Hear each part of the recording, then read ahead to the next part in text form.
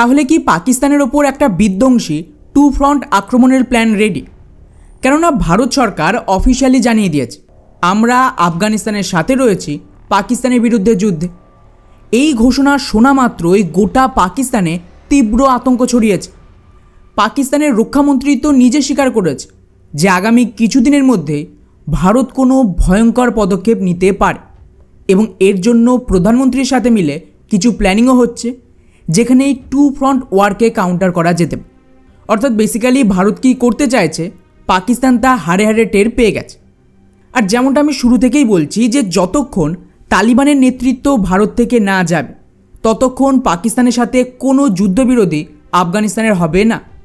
লক্ষ্য করুন, যেই মুহূর্তে তালিবানের নেতা দিল্লি থেকে টেক অফ করলো, ঠিক তারপরে ওদিকে আফগানিস্তান আর পাকিস্তানের মধ্যে 48 ঘন্টার একটা শান্তি সমঝোতা হয়েছে এবং তারপরেই হঠাৎ করে এদিকে ভারতীয় সেনাবাহিনীর যে পশ্চিমা কামান তার একটা প্রেস কনফারেন্স করে, যেখানে অপারেশন সিঁদুরের পার্ট 2কে নিয়ে যা বয়ান দেওয়া হয়েছে তা কিন্তু রীতিমতো পাকিস্তানের সরকার আর মিডিয়াতে এক প্রকার আতঙ্ক তৈরি করেছে।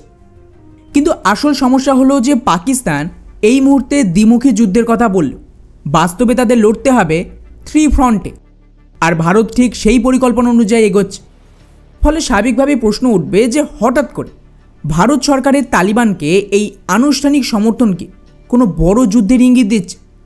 অন্যদিকে আমাদের সেনাবাহিনীর যে পশ্চিমা কামান্ড তারা হঠাৎ করেই প্রেস কনফারেন্স করে অপারেশন সিঁদুরের পার্ট 2কে নিয়ে কি বলেছে, আর তার সাথেই এই সমস্ত ঘটনায় পাকিস্তানের প্রতিক্রিয়া কী এবং কেনই বা তাদের মিডিয়ার প্রতিরক্ষা মন্ত্রী এতটা আতঙ্কিত? এই সমস্ত প্রশ্নের জবাব খোঁজার চেষ্টা করব আজকের এই ভিডিওতে। আর তার সাথে পাকিস্তানের মিডিয়ার কিছু ভিডিও ক্লিপও দেখাবো যা আপনাদের নিশ্চিতভাবে আনন্দ দেবে। তো বন্ধুরা, একদিকে যখন পাকিস্তান আর তালিবানদের মধ্যে যুদ্ধবিরতি হলো, ঠিক তখনই আফগানিস্তানের ভেতরে তালিবানরা পাকিস্তানি সৈনিকদের প্যান্ট খুলে প্যারেড করেছে, যা পাকিস্তানের জন্য একটা চরম অপমানকর ঘটনা। এমনকি এখানে তো এমন কিছু ভিডিও এসেছে যা ইউটিউব প্ল্যাটফর্মে দেখানো সম্ভব নয়। কিন্তু এর মধ্যে ওদিকে ভারতের বিদেশ মন্ত্রকের পক্ষ থেকে এমন একটা বয়ান আসে যা তালিবানরা তো তাদের টুইটার হ্যান্ডেল থেকেও শেয়ার করেছে। এই বয়ানে ভারত সাফ জানিয়ে দিয়েছে যে নিজেদের ব্যর্থতার দায় প্রতিবেশীদের ওপর চাপানো পাকিস্তানের পুরনো অভ্যাস।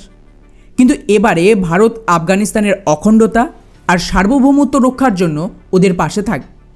অর্থাৎ ইঙ্গিত অত্যন্ত স্পষ্ট, ভারত এখানে দুই দেশের মধ্যে কোনো শান্তি চুক্তির কথা বলেন বা যুদ্ধবিরতিকেও স্বাগত জানায়। ভারত কেবল একটি বার্তা দিয়েছে, যা ঘটেছে তা পাকিস্তানের কৃতকর্মের ফল এবং এর জন্য ভারত আফগানিস্তানকে পূর্ণ সমর্থন যোগাবে। আর এটাই আমি প্রথম দিন থেকে বোঝানোর চেষ্টা করছি। এই পুরো সংঘাতটাই ছিল ভারতের একটা সুপরিকল্পিত পদক্ষেপ। ভারতের এই বয়ানের পরে খেয়াল করেন পাকিস্তানের ভেতরে একটা আতঙ্ক ছড়িয়েছে। পাক রক্ষামন্ত্রী তো নিজে মিডিয়ার সামনে এসে স্বীকার করেছে যে তাদের কাছে একটা টু ফ্রন্ট আক্রমণের ইন্টেলিজেন্স তথ্য রয়েছে আর এর পাল্টা রণকৌশল তৈরিও করা হচ্ছে। वजह साहब ऐसी सूरत हाल में बाज़ एनालिस्ट का ख्याल ये है कि इंडिया इसी वक्त भी वो घटिया हरकत कर सकता है कि हमारे बॉर्डर्स की वजह कर सकता है। क्या आप ऐसी चीज़ एंटिसिपेट कर रहे हैं? नहीं, बिल्कुल इसको आप रूल आउट नहीं कर सकते, बिल्कुल इसकी ये पॉसिबिलिटी है। लेकिन हम जब भारत के साथ हमारा ये इनकाउंटर हुआ आज से कुछ महीने पहले बुनियान मरसूस जो हुआ है, तो हम अफ़गानिस्तान के बॉर्डर से तो वहाँ पे फ़ौज लेके नहीं गए हुए थे। उस पर पूछता हूँ, अल्लाह पाक रहम करे, इस वक्त सूरत हाल बहुत अच्छी नहीं है, लेकिन सर टू फ्रंट वॉर जो है, कभी एज डिफेंस मिनिस्टर आपने कोई मीटिंग प्रिजाइड की इसके ऊपर या प्राइम मिनिस्टर ने कि अगर ये सिचुएशन हो तो हमने कैसे डील करना? नहीं, स्ट्रेटजी इसकी है पब्लिकली तो इस वक्त नहीं उसको हम डिस्कस करते हैं, लेकिन we are prepared for any eventuality in this regard, you know, we are prepared for that, there is absolutely no doubt about it, किसी को भी नहीं होना चाहिए। তো শুনলেন আপনারা, পাকিস্তানের ডিফেন্স মিনিস্টার নিজে বলছে যে ভারতের সাথে সংঘাতের পরেও আফগান সীমান্ত থেকে সেনা সরায়নি এবং এই মুহূর্তে প্রধানমন্ত্রীর সাথে মিলে টু ফ্রন্ট আক্রমণের কৌশল নিয়ে আলোচনা চলছে, যা প্রকাশ্যে বলা সম্ভব না। অর্থাৎ সংকেত একদম স্পষ্ট। আর এখানেই শেষ নয়, এসব তো গেল রাজনৈতিক বয়। সবচেয়ে গুরুত্বপূর্ণ হলো সেনাবাহিনী কি বলছে। এই সমস্ত ঘটনার মাঝে আমাদের ভারতীয় সেনাবাহিনী পশ্চিমা কামান্ড, যারা মূলত পাকিস্তানের বিরুদ্ধে মোতায়েন রয়েছে, তারা জম্মুতে একটা সাংবাদিক সম্মেলন করে। আশ্চর্যজনকভাবে সেখানে লেফটেন্যান্ট জেনারেল মনোজ কুমার কাটিয়ার সতর্ক করে দিয়েছে যে পাকিস্তান আবারও পেহেলগামের মতন কোনো সন্ত্রাসবাদী হামলার ছক কষছে। এটা কিন্তু 15 তারিখের রিপোর্ট এবং উনি তো স্পষ্ট জানিয়েছে এর জন্যই অপারেশন সিঁদুরের পার্ট 2 প্রস্তুত রয়েছে এবং এবারের পরিকল্পনা আগের চেয়েও বেশি মারাত্মক আর শক্তিশালী, অর্থাৎ এক্স্যাক্টলি বয়ান যেটা কিছুদিন আগে সেনাপ্রধান আর প্রতিরক্ষা মন্ত্রীও দিয়েছে। ফলে এখন যদি সেনাবাহিনী আর সরকারের এই বয়ানগুলোর সাথে আমার পুরনো বিশ্লেষণগুলোকে মেলান, তাহলে এটা দিনের আলোর মতন পরিষ্কার যে একটা বড় যুদ্ধ আসছে। আর এই সব কিছুর পেছনে অ্যাকচুয়ালি আমেরিকার হাত। সম্প্রতি খবর এসেছিল, আপনারা হয়তো শুনে থাকবেন, যে আমেরিকা পাকিস্তানকে অস্ত্র সাপ্লাই করে, যদিও পরে ওরা পাল্টি খায় এবং এটাকে ফেক নিউজ বলে। কিন্তু এগুলো থেকে একটা বিষয় তো স্পষ্ট যে ভবিষ্যতে কী হতে চলেছে। এই কারণেই ভারত পুরো খেলায় আফগানিস্তানকে নামিয়েছে। যদি খেয়াল করেন তাহলে ট্রাম্প বারবার বলছিল যে আমি আফগানিস্তানে আবারও আমেরিকার সৈন্য পাঠাবো এবং বাগরাম বিমান ঘাঁটিকে দখল করব। এর মাধ্যমে আমেরিকার পরিকল্পনা ছিল আফগানিস্তানকে আটকে রাখা, যাতে পাকিস্তান অন্যদিকে ভারতে পুরো ফোকাস করতে পারে টেরর অ্যাটাক করানোর জন্য। আর যদি ভারত আর পাকিস্তানের যুদ্ধ হয়, সেক্ষেত্রে ওরা আফগানিস্তানের মাধ্যমে সাপোর্ট আর সাপ্লাই পাঠাবে, যাতে কনফ্লিক্ট লম্বা চলে, তবেই তো প্রফিট হবে। কিন্তু ভারত এই পুরো খেলাটাই ঘুরিয়ে দিয়েছে। 2021 সাল যখন আমেরিকা আফগানিস্তান ছেড়ে পালায়, তখন আমাদের দল তালিবানদের সাথে আলোচনা চালাচ্ছিল। আমাদের পরিকল্পনা ছিল যে তালিবানদের পুরো রেডি করা, যাতে ওরা একদিকে ইকোনমিক ফায়দা পাবে এবং ভারত ওদের গ্যারান্টি দেবে যাতে আমেরিকা দ্বিতীয়বার আফগানিস্তানের মধ্যে কিছু করতে না পারে। তার জন্যই খেয়াল করেন, আমি ভিডিও বানিয়েছিলাম এর ওপর যে ভারতের অফিসিয়াল বয়ান আছে, যেখানে ভারত আমেরিকার মিলিটারি বেসে যে ডিমান্ড তাকে পুরো রিজেক্ট করে দিয়েছে আফগানিস্তানের ভেতর। আর একে সাপোর্ট দিয়েছে কে? চীন আর রাশিয়ার মতন দেশ। অন্যদিকে তালিবানদের অফিসিয়ালি ভারতের পার্টনার বানিয়ে পাকিস্তানের উপর একটা হামলা করিয়ে ট্রায়ালও হয়ে গেছে।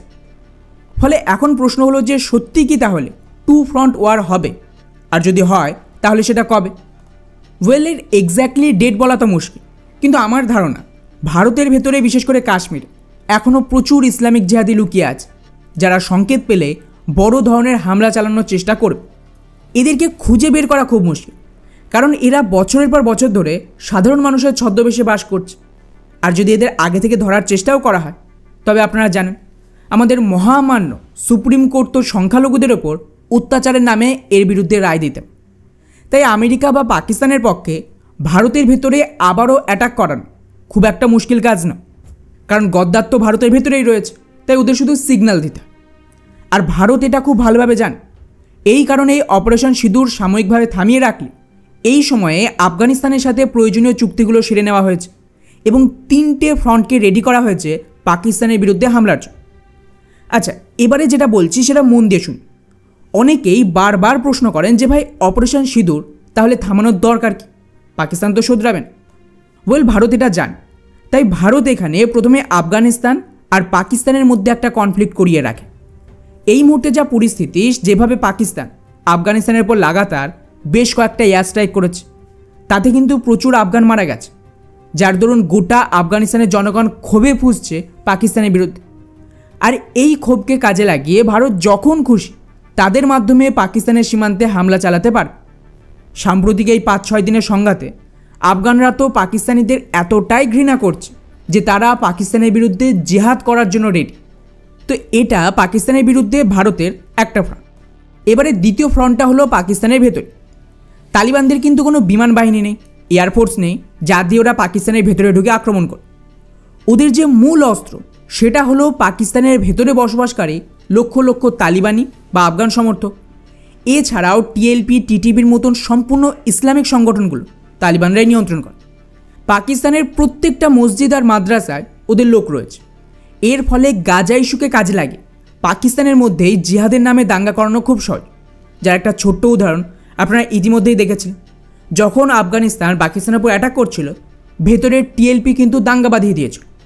আর এরপর আসবে আমাদের তৃতীয় ফ্রন্ট, ভারতের অপারেশন সিঁদুরের পার্ট 2। আর পাকিস্তান এটা খুব ভালোভাবেই জানে, তাই এই নিয়ে ওদের মিডিয়া কতটা আতঙ্কিত তা নিজেরাই দেখুন।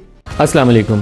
पाकिस्तान को इस वक्त एक ऐसी सूरत हाल का सामना है कि एक तरफ तो हमारा अजली दुश्मन है जो बॉर्डर के ऊपर, उसकी दूसरी तरफ वो नारे रोज़ मारता है कि हमने सिंदूर ऑपरेशन जो है उसको भी जारी रखा है और उसका फ़ेज़ 2 आने वाला है। तो वो जंग जो है आप किसी वक्त भी उसको रूल आउट नहीं कर सकते कि ईस्टर्न बॉर्डर पर कब सूरत हाल ख़राब होगी। लेकिन इस वक्त पाकिस्तान की तारीख में एक अजीबोगरीब फिनोमेना है कि हमारे वेस्टर्न बॉर्डर पर इस वक्त जंगी कैफियत है और बॉर्डर के ऊपर सरहद के उस पार से हमले होते हैं जिसका जवाब फिर पाकिस्तानी फ़ौज दे रही है। उसमें दोनों तरफ से जानी नुकसान भी है और पाकिस्तानी फ़ौज का जब जवाब जाएगा तो दूसरी तरफ से स्ट्रॉन्ग किस्म का पाकिस्तान का जब जवाब जाता है तो उनके टैंक तबाह हो रहे हैं, बख्तरबंद गाड़ियाँ तबाह हो रही हैं, उनके लोग मारे जा रहे हैं, लेकिन पाकिस्तानी फ़ौजियों की शहादत भी उसके अंदर हुई है। तो ये 2 फ्रंट वॉर जो है ये पाकिस्तान की तारीख में एक नया वाक़या है जिसके लिए पाकिस्तानी हुकूमत को भी और फ़ौज को भी दोनों को मिल के एक ऐसी हिकमत अमली के ऊपर काम करना है कि पाकिस्तान के दिफा को मजबूत, तवाना और नाकाबिल तस्खीर बनाया जा सके और कोई पाकिस्तान की तरफ आँख उठा के ना दे सके।